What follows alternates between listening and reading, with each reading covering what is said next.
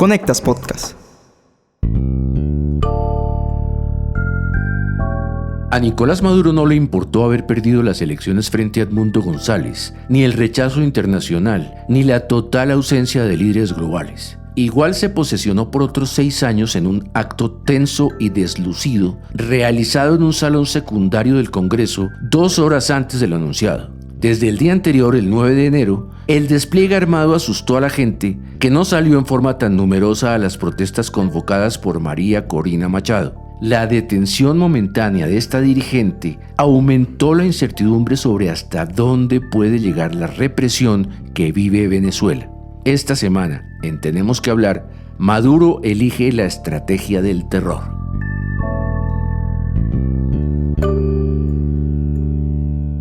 Hola, soy Mauricio Sáenz y les doy la bienvenida a un nuevo episodio de este podcast semanal en el que abordamos diversos temas de América Latina porque tenemos que hablar. Conectas Podcast presenta Tenemos que hablar. El análisis semanal para comprender la actualidad de América Latina, Realizado por la mesa editorial de Conectas, la plataforma periodística con miembros en 19 países de la región.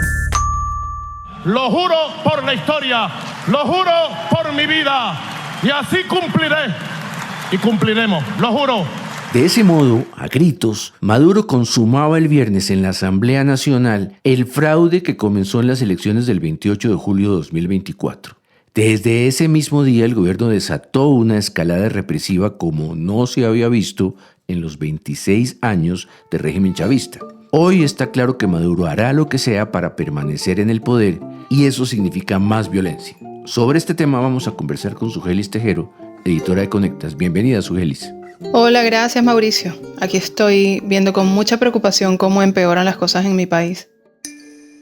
Sugelis, me parece que los hechos demuestran que para Maduro no hay vuelta atrás. En las últimas semanas la ola de detenciones incluyó no solo a Machado, sino también al ex candidato presidencial Enrique Márquez, al yerno de Edmundo González e incluso a defensores de derechos humanos. Y no es lo único. Como decías al principio, se militarizaron las vías principales de acceso a Caracas y el despliegue de militares, policías, milicianos y colectivos armados por las calles del país llegó a niveles casi absurdos para el día de la protesta convocada por la oposición. Aún así, su líder, María Corina Machado, sobre quien pesa una orden de detención, salió de la clandestinidad y apareció en uno de los puntos de concentración en Caracas. Apenas al dejar el lugar, los cuerpos de seguridad la detuvieron temporalmente en un episodio todavía un poco confuso. Unos minutos antes, ella había dicho esto ante los manifestantes.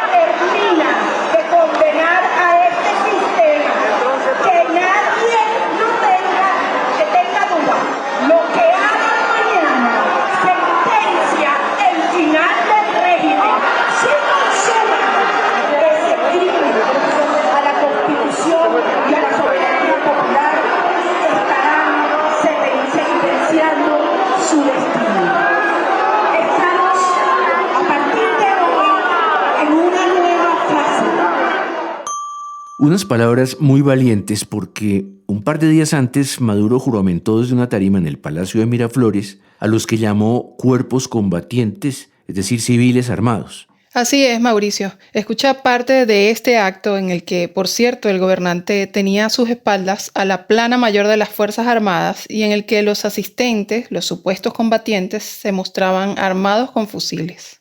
Así lo juro. Así lo juro. Soy miliciano. Soy miliciana. Y triunfaré por la paz, la independencia, la libertad y la democracia. Así lo juro. Eso de entregar armas de guerra a una milicia civil es de una enorme irresponsabilidad. Es una amenaza muy violenta para la gente del común, sobre todo en medio de tanta detención arbitraria. Y a eso agrégale que mucha gente tiene todavía el recuerdo fresco de la Operación Tuntún, con la que los cuerpos de seguridad allanaron ilegalmente viviendas para arrestar a personas que habían participado en las protestas que estallaron después de que el Consejo Nacional Electoral dio como ganador a Maduro, pese a que las actas recogidas por testigos de la oposición decían que González Urrutia había ganado por una amplísima ventaja. El año 2024 cerró con 1.794 presos políticos. Antes de las elecciones había 305. Y solo este 9 de enero fueron arrestadas al menos 16 personas. Eso habla mucho del nivel de represión que estamos viendo.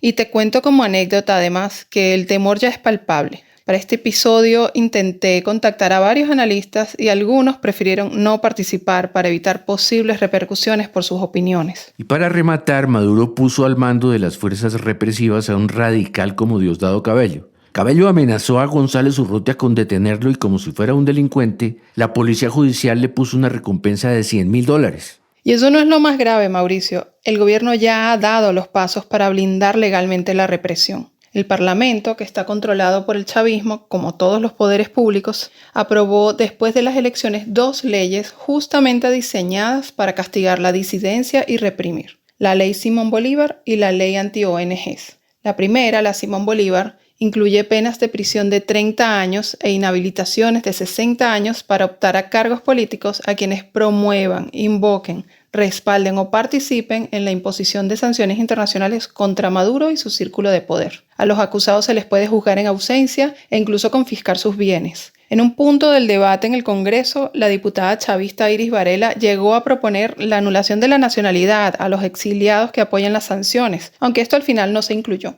Y sobre la ley anti-ONGs, Amnistía Internacional la ha cuestionado porque sanciona a las organizaciones no gubernamentales de forma tan desproporcionada que incluso corren el riesgo de ser ilegalizadas. Con Oscar Murillo, quien es coordinador de la Plataforma Venezolana de Derechos Humanos PROVEA, hablé sobre lo que significan estas leyes en medio de la escalada autoritaria de Maduro.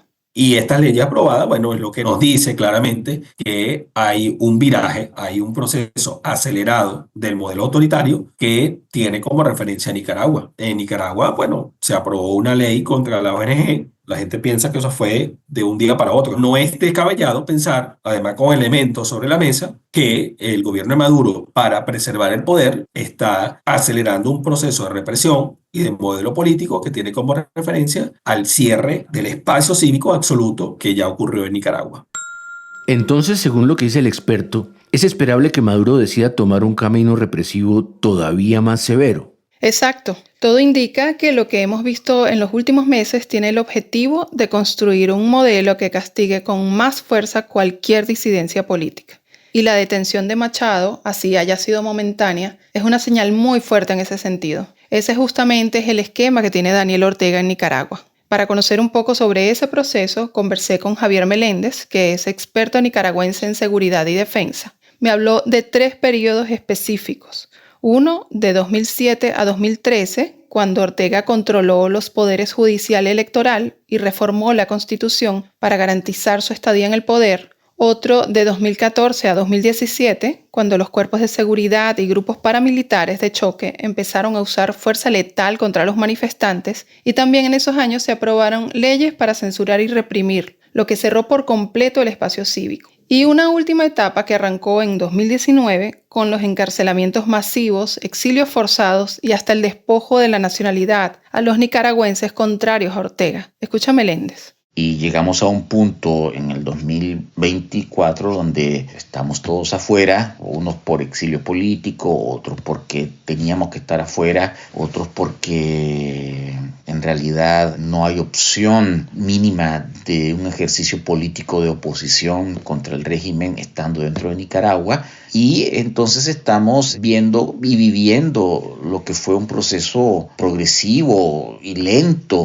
de un régimen que tenía un plan. Muchos habíamos intuido y estábamos claros de que el plan era llegar al punto donde estamos ahora, pero en cambio otros no quisieron entender esto y terminaron también exiliados, como muchos cientos de miles nicaragüenses, ¿no?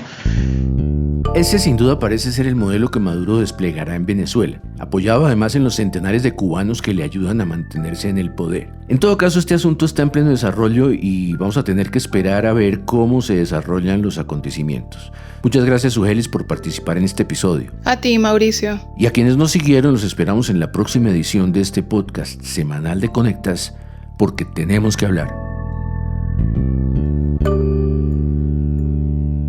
Para conocer a profundidad más contenidos de análisis sobre las Américas, visítanos en www.conectas.org. Escúchanos cada semana en Spotify, YouTube, Apple y Google Podcasts. Activa las notificaciones y déjanos tus comentarios porque en Latinoamérica tenemos que hablar.